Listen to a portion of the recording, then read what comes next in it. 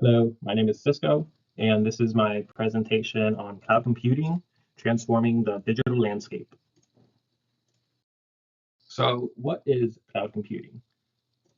According to a 2010 article, A View of Cloud Computing by Michael Umberst and Associates, note that cloud computing is a service that provides on-demand access to shared computing resources as both software application delivered as internet services and the data center hardware and software providing those services with minimal user management effort. The key traits of, compute, of cloud computing are elasticity, scalability, and the ability to pay as you go. Elasticity is the ability to automatically adjust computing resources down or up to match workload changes almost instantly. While scalability is the ability to increase or decrease the resource capacity to handle a larger or smaller workload over the long term. While pay-as-you-go pricing allows for cost flexibility, it's a billing model where you only pay for the computing resources you actually use. All of this is similar to your house and utility bills. Elasticity is like having a smart thermostat that changes the comfortable temperature of your home based on the conditions inside. While scalability is like building a large house for your growing family, then pay as you go pricing would be like only paying for the extra heating or cooling of the space you're actually using. Cloud computing allows organizations to innovate faster by lowering the barrier to entry for new ideas. Developers can quickly deploy and scale applications without heavy upfront investment in hardware, according to Abram and Associates 2010. Armbrust also noted that eliminating the need for upfront capital and providing resources on demand lets companies start small and experiment, then rapidly grow their infrastructure as needed. This on-demand model accelerates development cycles and fosters innovation. The history of cloud computing, according to Armbrust and Associates 2010, comes from early distributed computing paradigm like grid computing, which aimed to share dispersed resources for large-scale tasks. Additionally, according to Armbrust, grid computing protocols enabled sharing computing and storage along long distances, but was not for general purpose software environments beyond inside the high performance communities. But this additionally set the stage for new models that could better serve a broader audience in the future. The rise of virtualization of technology was instrumental in cloud computing as it allowed multiple VMs to run on a single server, whereas previously servers could only run one operating system per machine, according to Armbrust 2010. This innovation led to significantly increased hardware utilization and flexibility. The rise of cloud computing platforms was due to major tech companies in the mid 2000s making cloud computing mainstream. For example, Amazon and Google introduced scalable cloud platforms.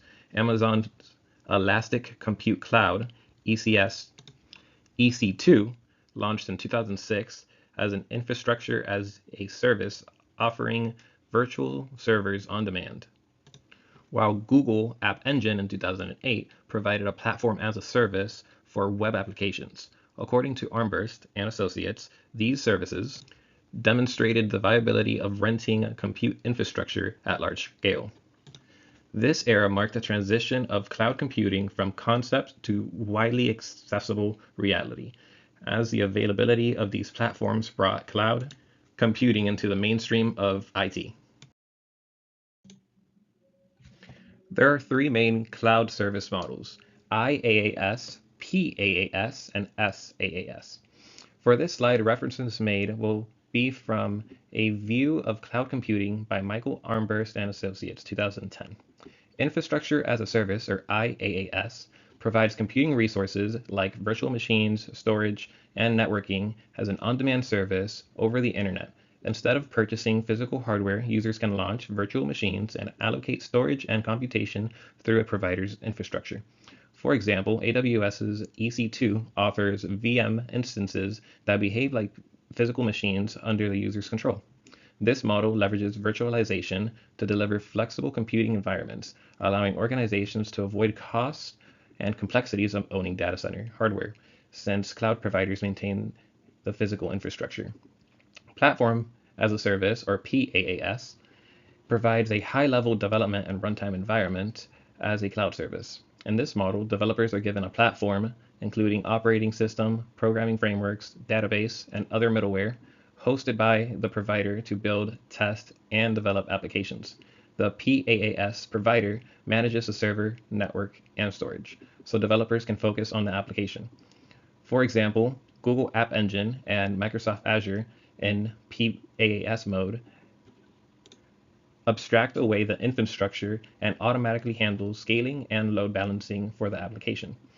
This allows for rapid development without worrying about provisioning hardware or virtual machines. Software as a Service, or SaaS, represents complete software applications delivered to end users over the internet. In software as a service models, users typically access the applications via a thin client like a web browser, and all the application's functionality and data are hosted in the cloud. The software is provided on a subscription or pay-as-you-use basis instead of one-time purchase, which is lower upfront costs for users. This subscription model means users pay for the service as long as they need it, without worrying about installations or updates. A famous example of SaaS is Microsoft's Office 365 that provides productivity suites. Midware.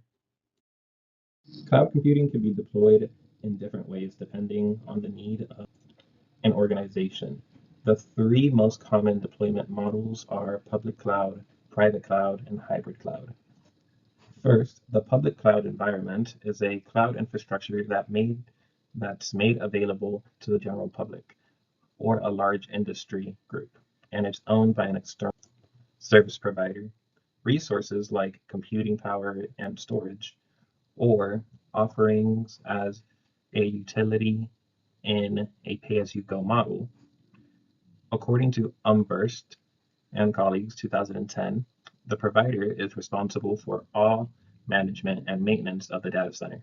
Public clouds typically have massive scale and a multi-tenant architecture, meaning many unrelated customers share the same infrastructure.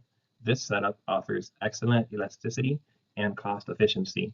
Examples include Amazon Web Services, Microsoft Azure, and Google Cloud Platform. Next, the private cloud setup is infrastructure that's operated solely for a single organization. It's essentially a scaled down cloud environment using private infrastructure, either managed internally or by a third party. Private cloud retains the same core features as public cloud, such as virtualization and self-service, but on a smaller scale. Organizations adapt private clouds when they require exclusive control of their resources or have strict compliance, privacy, or security needs. Armburst and Associates 2010 points out that private clouds are essentially internal data centers using cloud technologies, and they often most benefit at large scales. Finally, the hybrid cloud model combines elements from public and private clouds, aiming to leverage the benefits of each. For example, an organization might run sensitive workloads on a private cloud temporarily, but temporarily burst into the public cloud for additional capacity during peak demand. Varghese and Bhuiyan in 2017 noted that this approach provides flexibility while managing costs. They reported that around 63% of organizations have adopted a hybrid approach by that time. The main challenge with hybrid cloud is integrating the two environments, especially ensuring consistent networking, security, and data management across both. Virtualization is a key technology that makes cloud computing possible. It creates an abstraction layer that separates the software from the physical hardware. Using a hypervisor or container engine, cloud providers can run multiple isolated operating system instances on the same physical machine. This allows different workloads to safely share the same physical resources. According to Armburst and colleagues, 2010, virtualization gives the cloud greater flexibility. Virtual machines can start and stop, or even move between physical hosts on demand. This capability supports automatic resource management, which they describe as giving the illusion of infinite capacity. In practice, this means developers and users don't need to worry about the underlying hardware details. Each virtual machine or container automatically gets allocated shared CPU, memory, and storage. There are some clear advantages to this approach. First, it allows multiple operating systems and applications to run on a single physical server much more efficiently.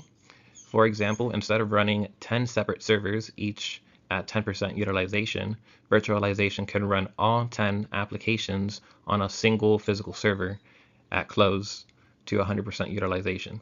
Second, it enables the rapid adaptation to workload changes without the need for additional hardware investment. Virtualization also makes elastic scaling possible. This means that resources can be scaled horizontally by adding more virtual machines, or vertically by adding more resources like computing or memory to the existing machine. This flexibility is one of the main reasons cloud computing can handle fluctuating demands so efficiently. Now let's look at the current market landscape for cloud computing and some of the major trends shaping its future. First, we have rapid cloud adoption.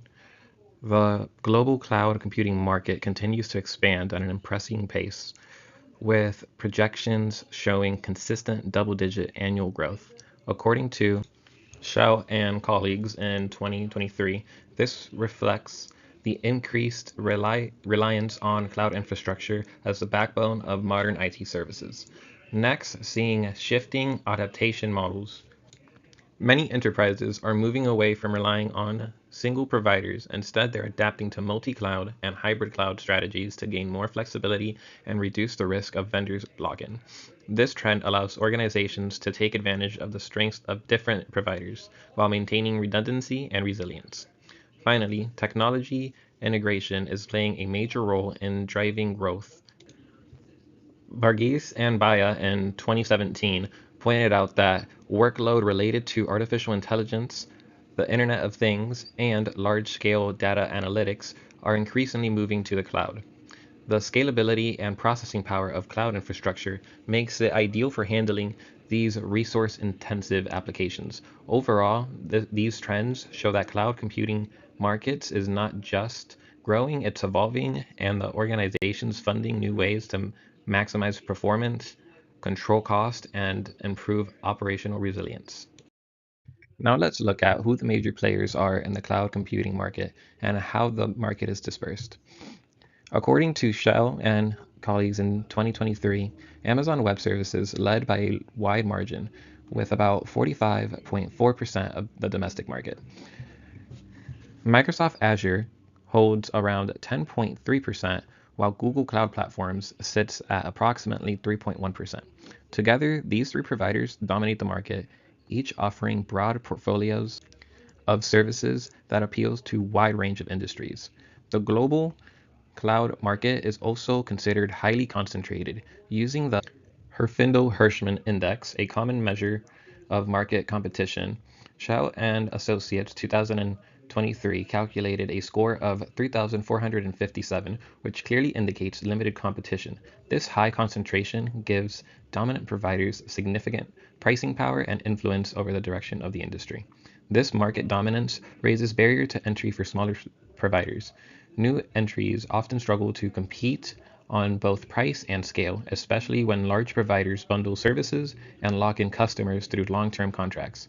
This concentration trend has sparked discussion about whether new antitrust regulation or competitive policies may be needed in the future. The current issues and challenges that cloud computing is facing are mostly surrounding cybersecurity, geopolitics, and reliability. Data privacy risks continue to rise in multi-tenant locations where multiple organizations' data is stored on the same physical infrastructure, according to Armburst and Associates 2010. Additionally, varying global laws affect data protection, making compliance more difficult for multinational cloud users. For example, according to Verghese and Baya, 2017, legal frameworks like the General Data Protection Regulation or GDPR from the European Union or the California Consumer Privacy Act or CCPA in the United States imposes strict requirements on how data is stored, processed, and transferred across borders. Data protection becomes more important each year as data breaches become more prevalent, leading companies to focus more effort on encryption, access control, and having internal and external audits done to prevent data breaches and maintain users' trust. Reliability is another challenge that cloud providers need to address for companies and users to continue to feel comfortable using the service. According to Armburst and Associates 2010, service outages can severely disrupt operations and cause significant financial loss. Having effective disaster recovery plans and redundant systems for quick recovery is essential for users and company trust. Another critical consideration is the role of service level agreements or SLAs. These are formal contracts between the cloud provider and the customer that defines reliability standards such as the minimum uptime guarantee. SLAs also outline what compensation or remedies are available for those standards when those standards aren't met. For example, service credits for downtime. According to Armburst and Associates 2010, clear SLA terms are essential for protecting businesses' interests because even short outages can have significant operational and financial impacts. Essentially, SLAs serve as both a performance benchmark for providers and a safeguard for customers. To wrap up, cloud computing has transformed the digital landscape. It provides unmatched scalability and flexibility, enabling organizations to adapt quickly to changing demands and power everything from small web applications to global scale services. It also is a cost-effective solution. By leveraging cloud platforms, companies can avoid large upfront investments in infrastructure, instead paying for only what they use. This approach reduces operational costs while still providing access to cutting-edge technology. Finally, understanding the different cloud models and architecture is key. Fully understanding the technical options available, from service models to deployment strategies, can maximize the benefits of cloud while minimizing the risks. In today's technology-driven environments, that knowledge isn't just helpful, it's essential. Thank you for listening, and these are my references.